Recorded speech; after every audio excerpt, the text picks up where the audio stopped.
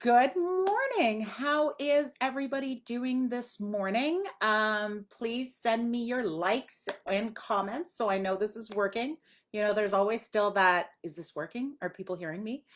Um, and Facebook changes stuff around, so I'm always a little worried. Anyways, thank you for joining me on my Facebook Live this morning. Our subject this morning is, I don't want to say exciting, but definitely interesting and very relevant to a lot of dog owners out there. As always, please feel free to ask questions. This time I'm going to answer them. I'm going to take breaks during the talk and answer them throughout the live. So please, so keep the questions coming because I think there's going to be a lot of back and forth this time. So I want to make sure I cover all the questions and don't leave them all to the end. If you are listening to the recording of this live, um, feel free to ask questions because I do regularly come back and answer the questions on the live. So like I said, for those of you on the call, say hello and let me know where you're from, what kind of dog you have, and thank you so much for joining us. Okay, so while we give people a couple of minutes to join us, I wanted to talk about something I saw this week. So I did a puppy party this week. I do puppy packages. I do private clients that have puppies and I work with them one-on-one, but for them I do puppy classes. Um, I like this setup for me because I get to pick and choose what puppies play together to create the best environment for those puppies. When I let puppies play together, I want to build confidence and I want to teach puppies how to interact together. I don't want anybody to be bullied and I don't want anybody to be shy. So if you have that dog that's constantly hiding, that's not building the dog I want. Hey, Kim, how are you? So glad you could join us. Hi, Carol. Anyways, the concept of letting your dog get beat up, I don't know where that came from, but I've heard it so often. I heard it myself from my very first dog. Some dog was beating on my poor old Akita, who was young at the time. And everybody's like, oh, yeah, he's fine. He's got to deal with that. No, no, no, he doesn't. That's not helping your dog at all. So if my dog's getting beaten on, if I'm letting him play with other dogs and he's getting beaten on, I definitely take him out of that situation. Hi, Christy. I definitely take him out of the situation. Please don't let any dog abuse your dog. But um, this is how to tell if dogs are playing too rough. Because sometimes you watch dogs play, especially some breeds are very loud.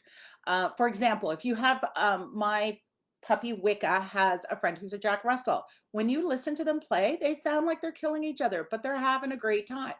So if you think there's a dog who's getting abused, you take the dog who's the aggressor or you think is the aggressor and you move him off. You take him by the collar and just calmly move him away. If the dog is on the bottom, chases him down and keeps playing, then it's fine, regardless of how it looks. Anybody who has multiple children who are approximately the same age will tell you they know when their kids are fighting and playing, but the average person may not. It's loud, it's obnoxious, it is what it is. So this way you have a really easy way to tell, is everybody having a good time when they're playing? And that's what you want. When puppies play, you want everybody to be having a good time because that will encourage them how to play again. Even during the puppy play, we saw one of the dogs, especially as they started to get tired, one of the dogs stepped on the other dog and the dog screamed. The dog who did the stepping instantly backed away and everybody settled down for a moment. That's exactly what you want. You want the dog to not be so high, so excited that they ignore noises and responses from the other dog. She right away was like, oh, you didn't like it. Did she understand that other dog didn't like it? No, but it took her down a moment and she stopped, which was exactly what the other dog needed. The other dog got up and then they continued playing. So that's what I'm teaching puppies when they play together. Okay, back to the topic for today. This morning, I'm going to talk about leash reactivity. More and more, and I'm sure many other dog trainers are getting calls about reactive dogs. As an issue, leash reactivity is dangerous for both the human and the dog. The pulling and lunging alone are harder on your body and on your dog's body. That jerk, especially on an ill-fitting harness or on their neck, does a lot of damage. Um, and then there's the emotional toll, right? Especially if you're a social person, it's nice to go out, especially when it's nice. It's summer out, you want to go out and chat with people. And if your dog's lunging, barking, or being obnoxious, you can't chat with people. In fact, most people with reactive dogs eventually start to walk, at night or only when it's quiet or 5 o'clock in the morning, they're avoiding people. And then there's the embarrassment of it, right? When your dog sets off and scares a little kid. Like I've seen one of my dogs has done it. Kids run by and my dog lunges and goes bark, bark, bark, bark. And that made the kid cry. I was mortified. So this is all the stuff you see. I truly believe we get dogs to make our lives better. So when owning a dog is not making your life better, I think it's worth your time and effort to help this dog. And let's face it, a reactive dog is not comfortable. Um, the fact that they're reacting is showing you there's a problem, and to make their life better, you need to work on it. People have no idea how to fix it, and the solution ends up being locking the dog away because they can no longer control them. And honestly, leash reactivity is preventable and fixable. So that makes me sad. Since this is such a huge topic, I'm going to break it down over a few weeks. This week will be more about defining what I mean by leash reactivity and what it looks like, and how to stop it from happening in the first place without having to resort to bullying, constantly correcting, and popping your dog on the leash. My goal when I work with any reactive dog is that you eventually can stop babysitting, can stop managing, and the dog understands what's expected. That is always the goal. So I even though at first I have to manage everything, I quickly move away from that. The more you move away from that, the better it gets. I don't want to spend my life rewarding the dog every time he sees another dog. I want my dog to go, yeah, it's a dog, and keep walking. Basically the same reaction they do when they see a car. Parked car on the side of the road, they go, yeah, it's a car, and they keep walking. I don't want them to avoid the dog, but I don't want them to stare at the dog and build up. We used to call this aggression, and now the politically correct term is reactivity. But it all comes down to the same thing: a dog that is a challenge to take out in public because of the lunging, the barking, the growling, the pulling. Next week, I will delve deeper into other animal reactivity. So the dog who reacts to other dogs, to cats, to squirrels. This is probably more common than the fear-based reactivity. As we require our dogs to live in urban settings and on leash, dogs have lost the ability to deal with their excitement and their anticipation. We want our dogs to be happy. So as young puppies, we're constantly letting them pull towards things. You're walking down the street, your neighbor comes out of their driveway, you're like, hi Lise, how are you? You've got to send me a picture of the big guy. I need to see him. He's going to be beautiful. Okay, sorry, back to what I was talking about. See that I have an ADHD problem of staying connected to what I'm doing. Okay, so as we require dogs to live in urban settings on leash, we let them go see whatever they want. And then they get a little older and we start holding them back. No, you can't go see the neighbor.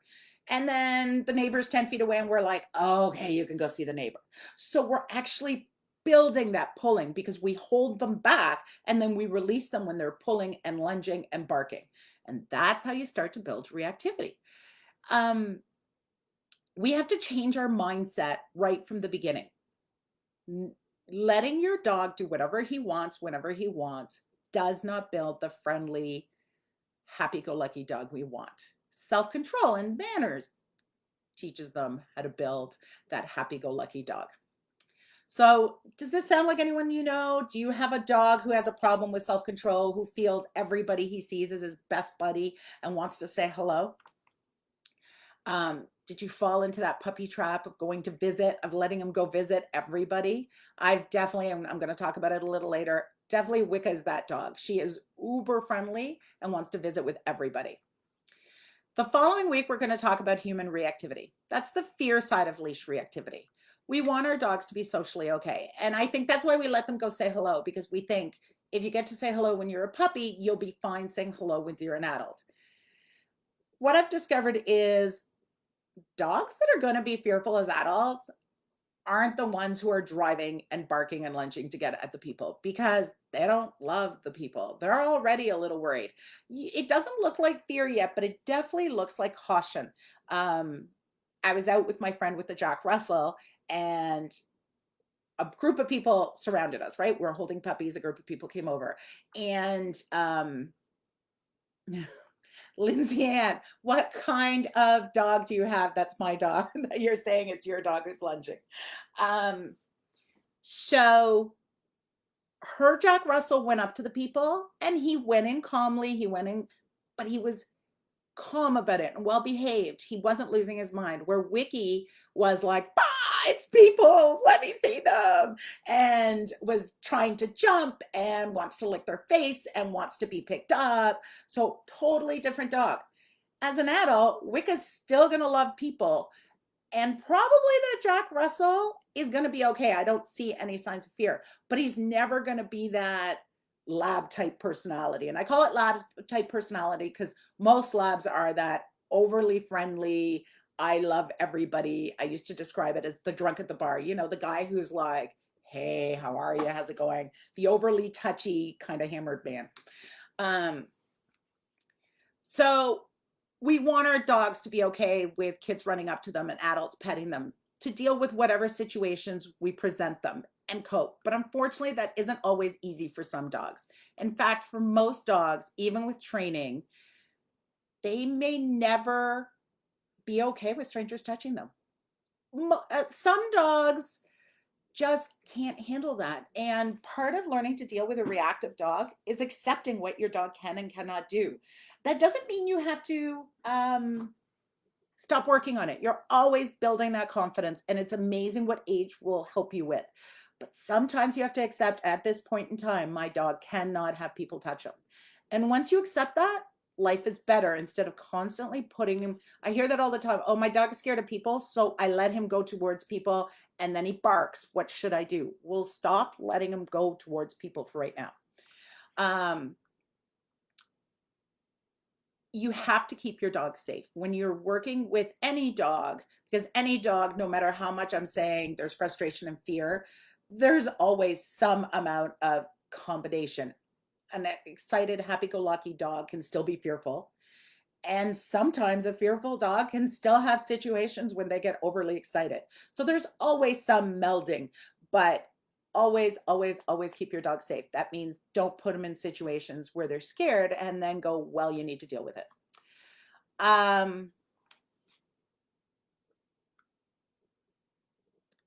Lindsay Ann, I'm just reading your comment. What is a blue lacy? I know what a Rottie is, but I don't know what a blue lacy is. So interesting enough, dogs who live on the street. So are you saying your dog is fearful or your dog is overly friendly? Usually dogs who live on the street are not overly friendly, because overly friendly dogs who live on the street either get taken into a home or end up being put in situations that aren't good. Okay, so let me know. I'll keep coming back to the comments.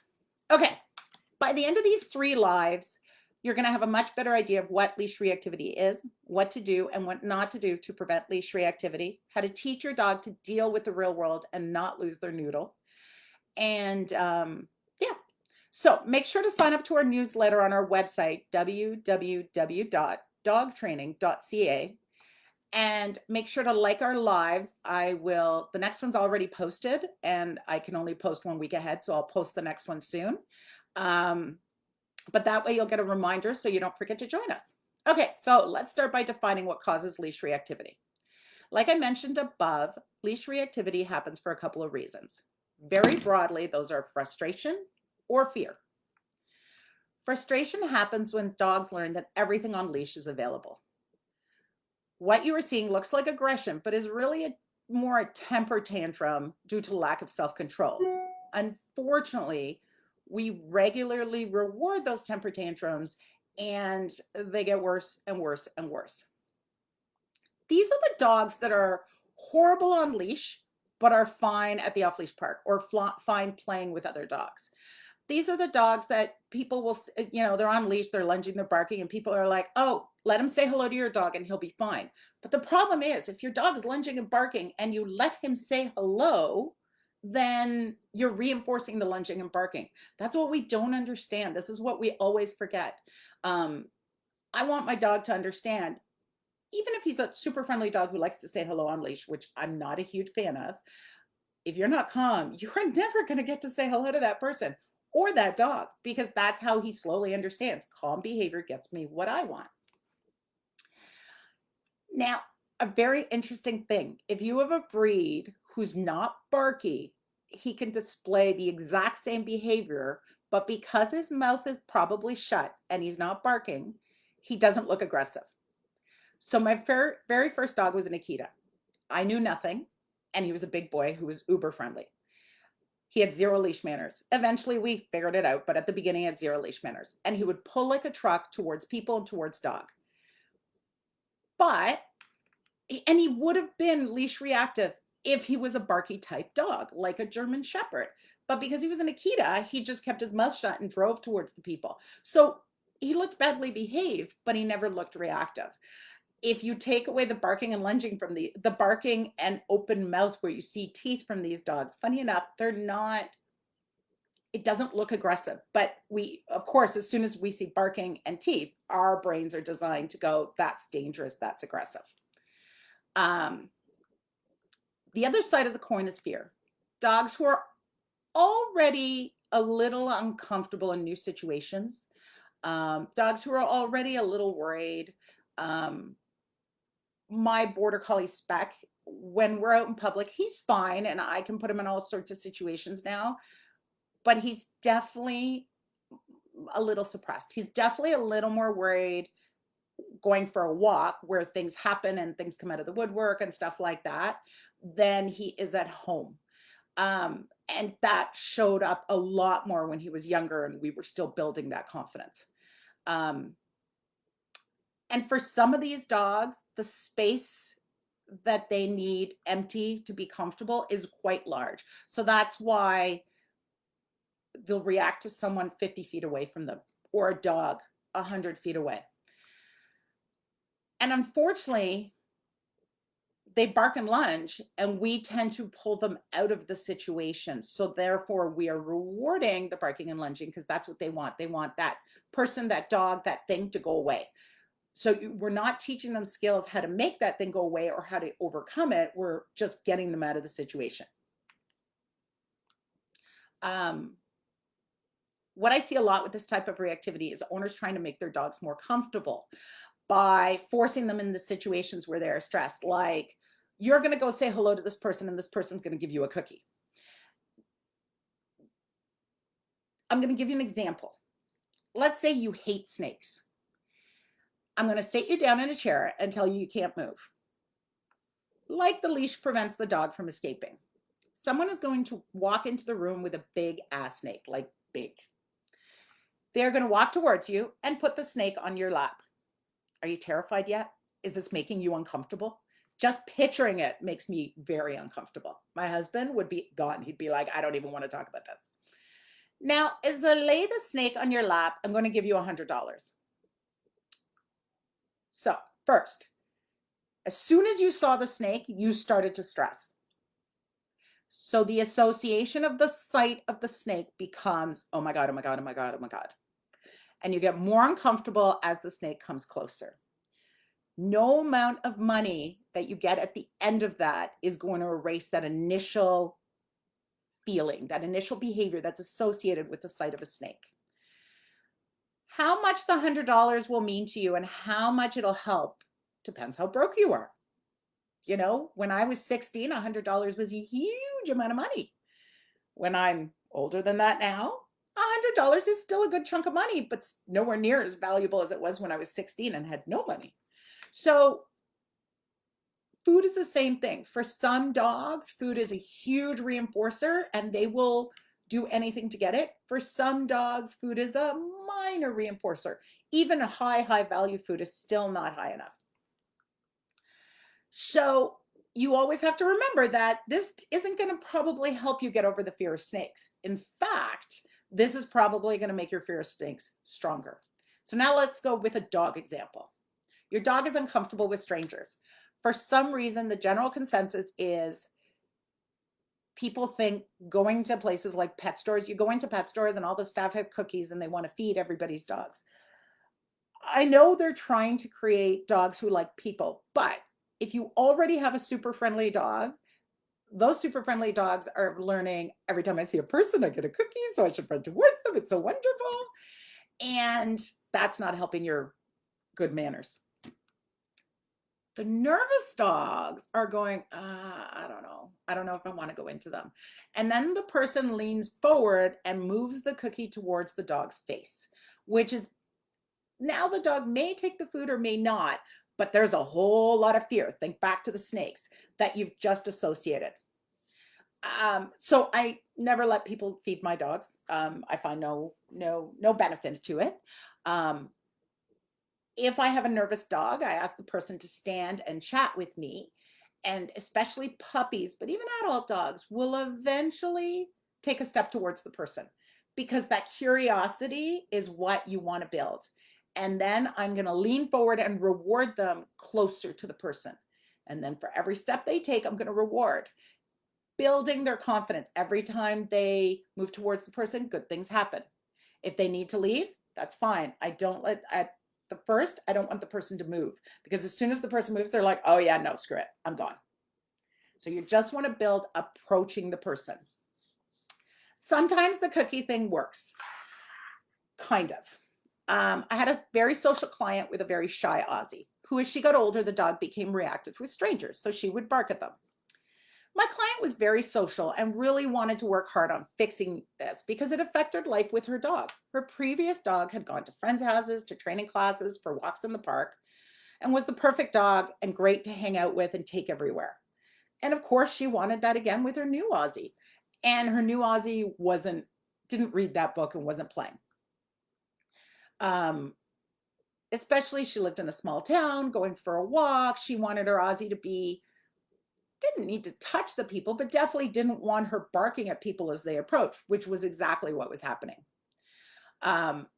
So this became more and more stressful, and she was sure she wanted to fix this. So she started giving, as people, so what would happen is people would approach, the Aussie would bark, and she would hand them a cookie, and then they'd feed the Aussie. Eventually, the Aussie did get more comfortable with people in her space and would take cookies from them. And you could tell she was no longer fearful. She was like, oh, you have cookies. It's wonderful. But because this usually started with a bark, she kept the bark. So she would see the person, she would bark. Then the owner would give the stranger a cookie, and then the stranger would give the puppy the cookie. But this became a chain. So the Aussie would go, oh, I see a person, I bark at them, and that gets me a cookie. So not quite what you want to teach. So this is why it's really important that when you're working with reactivity or aggression, you work with a trainer. You need someone who's paying attention to what is being reinforced. It is so easy to reinforce the wrong thing. And when you're teaching basic manners, sits, downs, you screw up a bit, it's not the end of the world. So your dog doesn't down in the right place or doesn't down as fast as you'd like. But when you're dealing with aggression, you could be rewarding the dog growling or the dog barking or the dog. You just want to be really careful. So does anybody have a people reactive dog that's hesitant and barks? I just had a client send me a video of their dog doing that the other day, and we're working with this dog and starting to get her to overcome this fear. But yeah, as soon as the person walked in and was like, hi, the dog was like, oh no, I'm going to bark at you. Okay, any questions so far? I've given you a lot of information, and I want to know if anybody has anything they need answered. No? Okay, we will keep going. Some dogs, usually dogs that have exhibited some fear or shyness, get really reactive at about 7 to 9 months, just as adolescence starts to kick in. We have a game, we call it the ODR game, observe, don't react. It is designed to stop this behavior from ever happening. So it prevents leash reactivity. Um, Adolescence brings in a lot of hormones and the defense drive kicks in hyper mode. Within a few months to a year, depending on the dog, the hypervigilance starts to decrease. But like always, what has become a habit will stick forever. So if your dog gets into the habit of, I see a dog, I bark, I see a dog, I bark, I see a dog, I see a dog, I bark, and has been doing this for 6 months, even though the hormones have decreased, the habit will stay, if that makes sense. So the goal is to never allow these behaviors to become habits.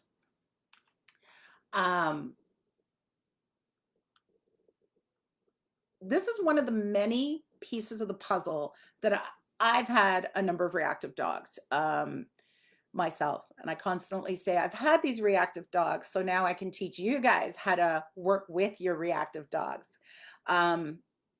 So I've learned a lot from working with my own reactive dogs. And honestly, I've been very pleased to the point they all got. I've also worked with piles of clients with reactive dogs, and every single client has taught me one more piece to help me build our reactive dog program. The first step in our reactive dog program is skills. Your dog has to understand that working with you is good. Especially people with adult dogs, you get your puppy, you do a bunch of training, but then with adult dogs, they just live. You know, you take them for a walk, you take them for a run. Unless you're doing a dog sport, we don't really do a pile of training. And in fact, most people don't even know what to train. So the first step in our reactive dog program is teaching your dog how to do stupid pet tricks. Sit, down, spins, paw, anything that you and your dog can have fun working on a regular basis. The next step is setting them up for success, creating the right environment to achieve success. People will say to me, my dog barks as soon as he sees another dog. Well, does he do it at 50 feet, at 100 feet, at 200 feet? It's finding the right place that your dog can be successful.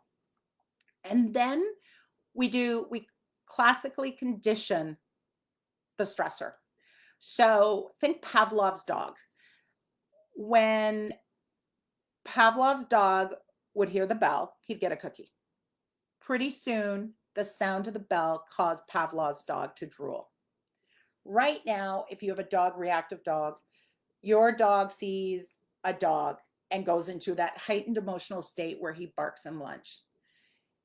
If you are setting him up to look at the dog, have a cookie, look at the dog, have a cookie, the simple act of chewing causes the dog to come out of that heightened emotional state. You can't stay, when you see a dog focus, everything goes forward and everything goes still. The mouth closes, the ears go forward, everything leans in.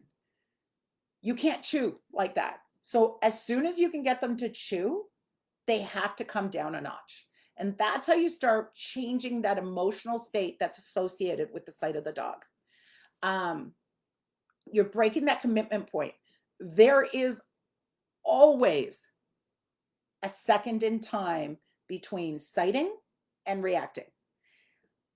That's where you're affecting. That's where the dog's making that choice, and that's what you're affecting.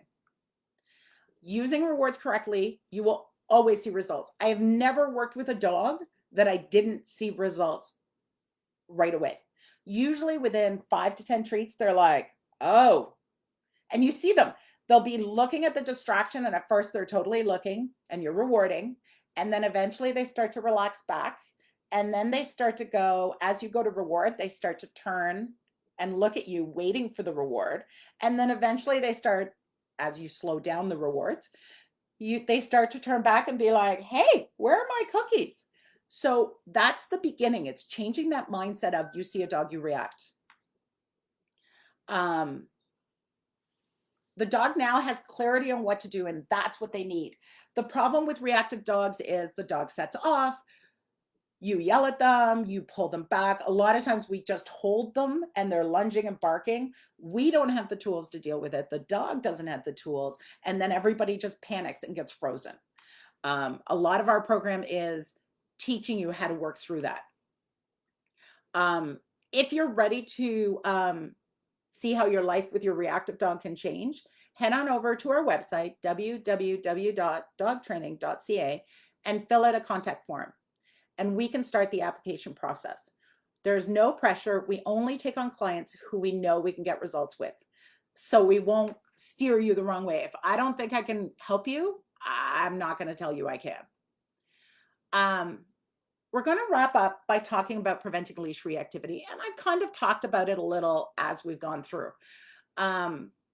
Keep in mind, leash reactivity is preventable and fixable. I have never seen a dog that didn't improve. I'll be honest. Sometimes they don't become the dog the owners originally were hoping for. My dog Spec, still very, very careful who I would let him off leash with. But he competes in agility, he can travel, he can be in crowds, he can do all that. So sometimes you have to modify your requirements a little bit, but I can always guarantee there will be huge improvements doing our program. So back to preventing it. And I've talked about this a little, and we're going to talk about it again. We train our dogs to be leash reactive right from the day we get them. I have to admit, even as a dog trainer, I have fallen into this trap. With Wicca, like I said, she's uber friendly and wants to say hello to everybody. And I don't know, there's something in our brains that loves seeing our puppy love people and dogs. It's obviously rewarding to us because it's one of the hardest lessons for me to teach my puppy owners. And I saw myself falling down the trap just like they do. So it got to the point where she saw people and she pulled. And I do this for a living. I see this all the time. Right away, I was like, yeah, I don't like that. And we stopped it right away. So it never became a habit. But I totally understand how people go down this road. Self-control is a huge part of working through leash reactivity. Teaching your dog to be calm before he gets to go say hello, go for a run, go for a swim, go visit people, go visit dogs, go play off leash takes 2 seconds and very quickly becomes the habit. And from there, you can build on coming when called, walking on a loose leash. So you're always working on when you give the dog something they really want, saying hello to people, playing with dogs, how is the dog behaving? Is this the dog you want to see all the time? So let's say you get to your friend's house and they have a dog and your dog's barking in the car and you open the door and your dog flies out of the door and runs to your friend's house. And it's easy. But what are you teaching your dog? When I see something I want and I'm in the car, bark, scratch at the windows. So now you're driving down the street and you stop at a light and your dog sees a dog standing on the street corner. Is he not going to behave the exact same way? And you're going to go, stop it, stop it, stop it. And the dog's going to get worse and worse and worse. And then you have a dog who's embarrassing. You can't take them to the gas station because he barks at everything and everybody. So think about that. Think about look at your dogs and see how you're rewarding behaviors that you're going to hate if they keep going. So the solution to teach this calm behavior is the ODR game. Observe, don't react. This is what we want with our dogs on leash. What do we want? We want them to just walk down the street. But yet, when you see people walking their puppies, they're letting them sniff, letting them drag them into the ditch. I live in the country. If you're in the city, they're letting them go say hello to the neighbors. They're letting them pull to a certain tree to go for a pee. We have to define what we want. I want my dog to walk down the street, not at a good clip, not peeing, not they need to go to the bathroom, I'll give them the cue, go toilet, and we pull over and they go to the bathroom and then we go back to walking. Think about that. Is that how your dog's walking? This is where you're going to end up with leash reactivity, potentially, if you've got that dog. With the ODR game, I start all my leash work standing still.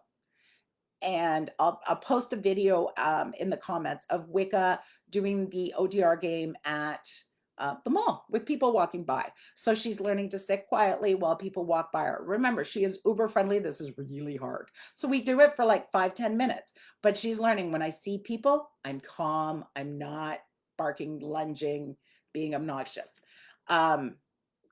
Yeah, so that's the beginning of all my leash reactivity work. If you do this with your puppies, I promise you they will understand leash manners and therefore not be leash reactive. If you've got, and prevention by far is the easiest solution. I work with reactive dogs of all ages, and I have helped reactive dogs of all ages, but first learned, best learned. It is so much easier to prevent than to fix after the fact. Proper socializing is also the key with puppies. Let me talk about a minute what socializing is. Socializing is not putting your dog in overwhelming situations. I never want to overwhelm the dog. I want to constantly keep exposing them to new situations that they can handle.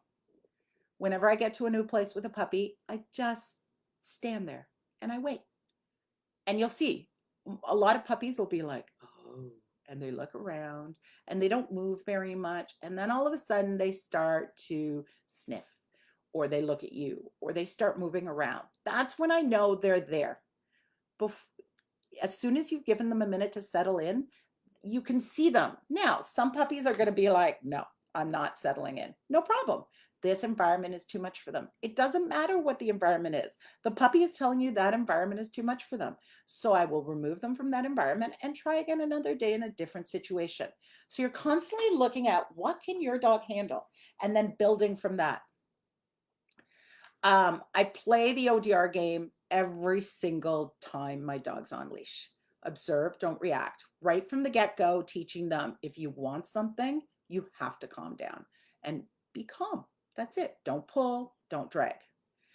Constantly changing new environments. Socializing is different.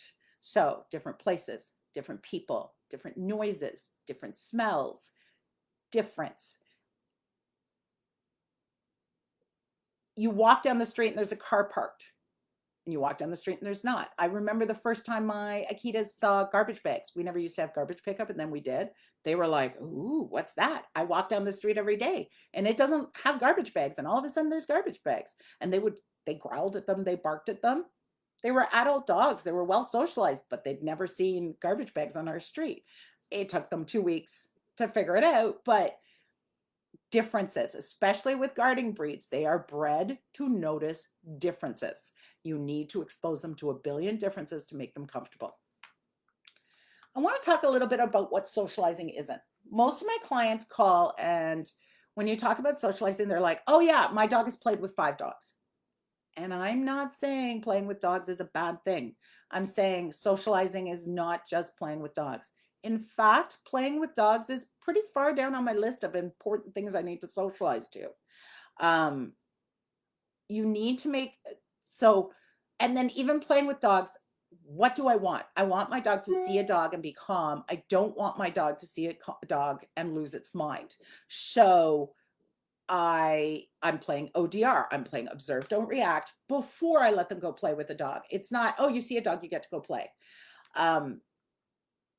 Make sure dogs are part of your socializing, not just it. In our puppy program, both local and remote, we start right away guiding our clients into socializing with the rules I just talked about earlier, which is don't overwhelm them, play the ODR game, constantly changing environments. That's how you start working on building that confidence. So if you've got the uber happy, comfortable dog, you're building self-control. If you've got the shy dog, you're building confidence. Look, we went somewhere new. Great things happen.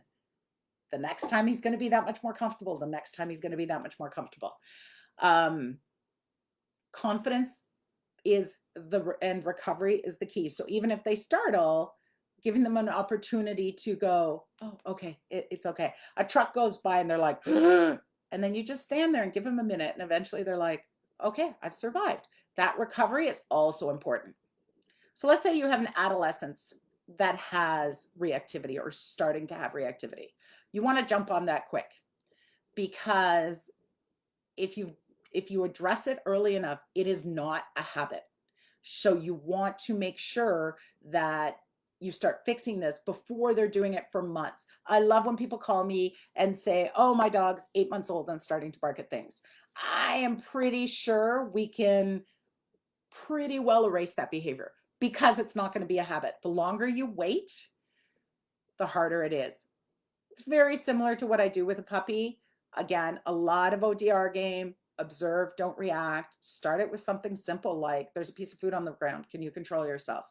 And then you build up to the things that your dog is reacting to. Cats, squirrels, people, dogs. Anything your dog reacts to is a training situation.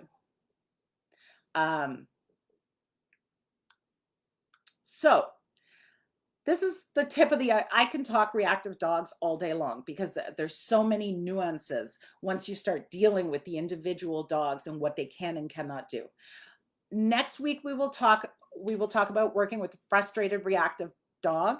And the following week, we will talk more about working with the fearful reactive dog. Again, I'm going to say leash reactivity can be a potentially dangerous behavior. You could end up seriously injured, or worse, someone else can be seriously injured. Your kids, your neighbors, your grandchild. Your dog is doing the best he can. He's not a bad dog. He is just acting the way he feels he should. So make sure you get professional help with your dog before this becomes dangerous. Could be with me coaching online, could be with your local dog trainer. It could even mean sending your dog away. The bottom line is, if you're experiencing leash reactivity, seek professional help now. I'm going to take a few minutes to talk about our reactive dog program, so you know what it refers to. I offer this both in person and to students online through video courses, live chat, phone calls, video chat, and video review. So just let me know if you are interested. And like I said, we have an application process. So our reactive dog program consists of the following. Build the skills you will need to be successful. Learn how to teach your dog solid skills, not just sit when you see a cookie. I want my dog responding. Create environments to practice, understanding what you and your dog need, what, when, where, setting up the perfect scenario to build success.